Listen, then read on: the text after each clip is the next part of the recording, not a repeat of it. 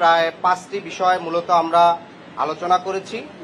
আমাদের প্রথম বিষয়টি হচ্ছে গণ অভ্যুত্থানের 1 বছর হয়ে যাওয়ার পরেও আমরা এখনো দেখতে পাচ্ছি গণ অভ্যুত্থানে অংশগ্রহণকারী যারা শহীদ হয়েছেন, যারা আহত হয়েছেন, তাদের পুনর্বাসন, চিকিৎসা এবং তাদের নিরাপত্তা, সেই বিষয়টি এখনো নিশ্চিত হয়নি। আমরা কিছুদিন পূর্বেও দেখেছিলাম শহীদ পরিবাররা তাদের দাবিতে মাঠে নামলে সেখানে পুলিশ লাঠিচার্জ করে এবং বেশ কিছু শহীদ পরিবারের সদস্যরা আহত হন।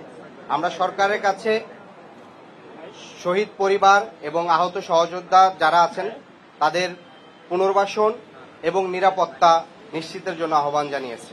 দ্বিতীয়ত বিষয় হচ্ছে জুলাই গণঅভ্যুত্থানে অংশগ্রহণ করেছে আমাদের দেশের আপামর জনতার সাথে প্রবাসে থাকা আমাদের সহযোদ্ধারা অংশগ্রহণ করেছেন, প্রবাসী ভাইয়েরা অংশগ্রহণ করেছেন।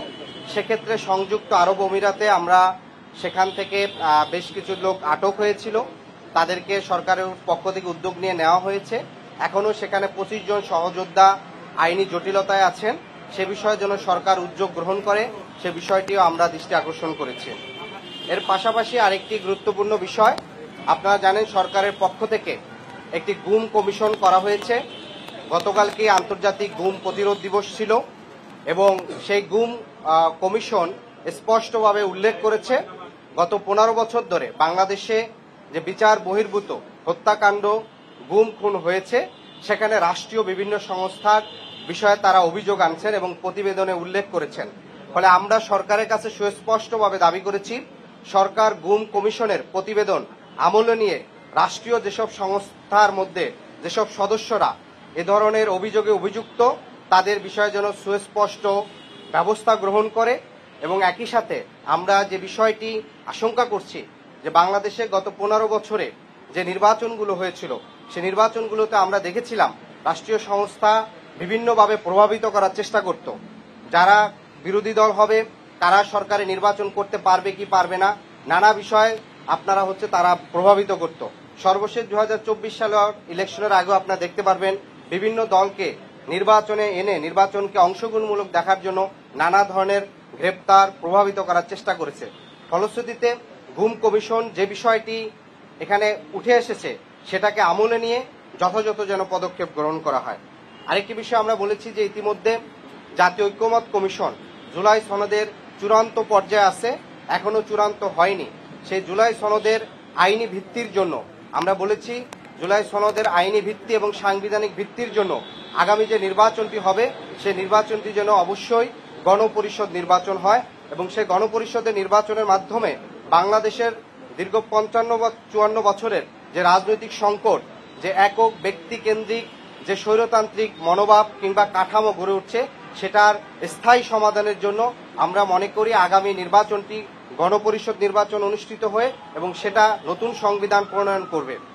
একই সাথে আমরা দেখেছি বর্তমান যে নির্বাচন কমিশন আছে, কমিশন গঠনের সময় আমরা তখন নাগরিক কমিটির পক্ষ থেকে প্রতিবাদ জানিয়েছিলাম এবং এখনো আমরা প্রধান উপদেষ্টার দৃষ্টি আকর্ষণ করছি সেই বিষয় যে নির্বাচন কমিশন তাদের সক্ষমতা এবং নিরপেক্ষতার বিষয় যেন প্রধান উপদেষ্টা ভূমিকা রাখেন। কারণ আপনারা দেখতে পাচ্ছেন কিছুদিন পূর্বেও একটি নির্বাচন করার পূর্বে যা সীমানা নির্ধারণ নিয়ে ইসি ভবনের মধ্যে যেভাবে অন্য পক্ষকে যেভাবে হামলা করা হয়েছে সেই বিষয়টি আসলে ইসির সক্ষমতা এবং একই সাথে তার নিরপেক্ষতা নিয়েও প্রশ্ন আসছে। একই সাথে আমরা আরেকটি বিষয় গত কয়েকদিন ধরে লক্ষ্য করেছি যে সরকারের পক্ষ থেকেই কিন্তু গত 3টি নির্বাচন যে জুলাই ঘোষণাপত্র দেওয়া হয়েছে সেই ঘোষণাপত্রে সরকার উল্লেখ করেছেন গত 3টি নির্বাচন অবৈধ নির্বাচনের মাধ্যমে ফ্যাসিস্ট সরকার এখানে চেপে বসেছে। ফলশ্রুতিতে সেই 3টি অবৈধ নির্বাচনে সরাসরি ফ্যাসিস্টের সহযোগী হিসাবে এবং নির্বাচনকে অবৈধ নির্বাচনকে বৈধতা দানের জন্য জাতীয় পার্টি সরাসরি অংশগ্রহণ করেছে। শুধু তাই নয়, গত নির্বাচনে আপনারা দেখেছেন যে জাতীয় পার্টির পক্ষ থেকে যে নির্বাচনী প্রচারণা পোস্টারগুলা করা হয়েছে সেখানে তারা বর্তমান যে জাতীয় পার্টির 2 গ্রুপের যে মহাসচিব মজিবুল হক চুন্নু এবং শামীম হায়দার পাটোয়ারি তাদের পোস্টারে সুস্পষ্ট লেখা আওয়ামী লীগ মনোনীত প্রার্থী। তার মানে জাতীয় পার্টি এবং আওয়ামী লীগের মধ্যে কোনো পার্থক্য নাই এবং যেহেতু রাষ্ট্রীয়ভাবে আওয়ামী লীগের সাংগঠনিক কার্যক্রম স্থগিত করা হয়েছে এবং আমরা দেখতে পাই জাতীয় পার্টি আওয়ামী লীগকে নির্বাচনে আনার জন্য প্রকাশ্যে একটা নিষিদ্ধ সংগঠনের বিষয়ে প্রকাশ্যে অবস্থান নিছে।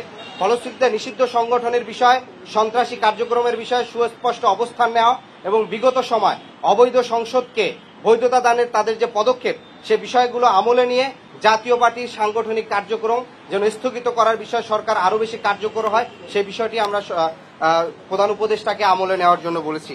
তো ওভারঅল আমরা 5টি বিষয় বলেছি: শহীদ ও আহত পরিবার, প্রবাসী যোদ্ধাদের বিষয় বলেছি, গুম কমিশনের বিষয় আমলে নেওয়া এবং আগামী নির্বাচন, গণপরিষদ নির্বাচন অনুষ্ঠিত করা এবং একই সাথে আওয়ামী লীগ এবং জাতীয় পার্টির বিষয় সরকারের আরো কার্যকরী ভূমিকা। আওয়ামী লীগের যেসব হত্যা মামলায় যারা এখনো মামলায় আছেন তাদের অনেককেই আটক করা হয় নাই, কিংবা যাদের বিরুদ্ধে মামলা হয়েছে সরকারের কাছ থেকে সুস্পষ্টভাবে কোনো সমন্বিত পদক্ষেপ আমরা দেখি না। অনেক সময় দেখি একজনের নামে অনেকগুলা বেশি মামলা হয়, যে মামলাগুলো অনেক সময় মেরিটলেস হয়। ফলশ্রুতিতে এটি একটি নানা ধরনের কনফিউশন তৈরি করে। ফলে সরকার যে বিচারের উদ্যোগ নিয়েছে সেই বিচারটি বাস্তবায়ন করতে হলে এটি কার্যকরী পদক্ষেপ যেন গ্রহণ করা হয়। একই সাথে সারা দেশের যে আইন শৃঙ্খলা পরিস্থিতি, সে বিষয়টিও উপদেষ্টাকে আমলে নেওয়ার চেষ্টা করার জন্য অনুরোধ করছি। আর সরকারের পক্ষ থেকে আমরা দেখেছি যে বাংলাদেশে একই সাথে অনেকগুলো বিশ্ববিদ্যালয় ছাত্র সংসদ নির্বাচনের বিষয় সরকার উদ্যোগ নিছে, সেটি যেন সুষ্ঠু সুন্দরভাবে অনুষ্ঠিত হয়, কোনো ধরনের বাধার সম্মুখীন যেন না হয়, সেটি বিষয়ে যেন কার্যকর পদক্ষেপ নেয়। ইসির বিষয়ে আমরা আরেকটু বিষয় বলেছি যে জুলাই সনদে আমরা এর পূর্বে বলেছিলাম যে সরাসরি নারীর আসনে নারীদের প্রার্থীর বিষয়ে পুনর্বিবেচনা করার জন্য তা 100 আসনে সরাসরি যেন ভোটের বিষয়টি তারা দেখে। এবং আরেকটি বিষয় হচ্ছে ইসির পক্ষ থেকে একটি কথা বলা হয়েছে যে 31শে অক্টোবরে যাদের বয়স 18 হবে শুধুমাত্র তারা ভোট দিতে পারবে। তার মানে আগামী 6 মাস পরে যে নির্বাচনটি হবে ওই দিনও যদি কারো বয়স 18 হয় সে কিন্তু নির্বাচনে অংশগ্রহণ করতে পারবে না। ফলশ্রুতিতে আমাদের এই গণ অভ্যুত্থানে তরুণদের সরাসরি সক্রিয় যে অংশগ্রহণ করেছিল সেই জায়গা থেকে আমরা মনে করি এটিকে আরেকটু নমনীয় হয়ে বরঞ্চ ফেব্রুয়ারিতে যাদের 18 বছর পূর্ণ হবে তারাও যেন সরাসরি নির্বাচনে অংশগ্রহণ করতে পারেন, সেই জায়গাটিতে যেন আমলে নেওয়া হয়। দেখেন, আমরা এর আগেও আমরা আমাদের বক্তব্যে বলেছি, আমরা বর্তমানে যে নানা ধরনের বিষয়গুলো দেখতে পাচ্ছি, পুরনো যে এস্টাবলিশমেন্ট, বিশেষ করে সরকারের ভিতরে থাকা বিভিন্ন সংস্থার কিছু সদস্য, উচ্চাকাঙ্ক্ষী কিছু সদস্য, যারা পূর্বের নির্বাচনগুলোকে নানাভাবে প্রভাবিত করে একপাক্ষিক একটা প্রি ডিসাইডেড ইলেকশন করেছে, বিশেষ করে 2008, 2018 সাল কিংবা 14 এবং কি সর্বশেষ 2024, সেই চক্রটাকে আমরা এখনো নানাভাবে সক্রিয় দেখি। যার সর্বশেষ উদাহরণ আমরা দেখেছি যে গণ অভ্যুত্থানে সক্রিয় অংশগ্রহণ করা একটি রাজনৈতিক দলের প্রধানকে অন ক্যামেরা যেভাবে প্রকাশ্যে তাকে আঘাত করা হয়েছে, তাকে পুরো হত্যার উদ্দেশ্যে তাকে মেরে পুরো একটা দেশের রাজনৈতিক পরিস্থিতিকে অন্যদিকে নিয়ে যাওয়ার চেষ্টা করা হয়েছে, সেই বিষয়টি কিন্তু নানাভাবে কিন্তু এগুলো আমলে নেওয়ার বিষয়। ফলশ্রুতিতে আমরা এই বিষয়টি আমরাও মনে করি যে বিভিন্ন এস্টাবলিশমেন্ট, বিশেষ করে এখানকার বিজনেস এস্টাবলিশমেন্ট, মিডিয়া এস্টাবলিশমেন্ট, সরকারের ভিতরে থাকা নানা ধরনের সংস্থাগুলো একটা তাদের পুরনো কাঠামো ধরে রাখার জন্য মরিয়া হয়ে যাচ্ছে এবং নানা ধরনের তৎপরতা দিচ্ছে।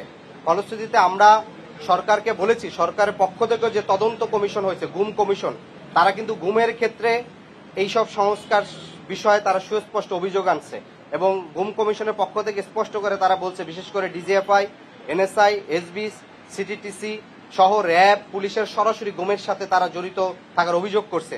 কিন্তু আমরা সরকারের পক্ষ থেকে এখনো কোনো কার্যকর উদ্যোগ দেখি নাই। ফলে সেই বিষয়টিকে আমরা আমলে নিয়ে আমরা সরকারকে কার্যকরী উদ্যোগ দেখতে চাই।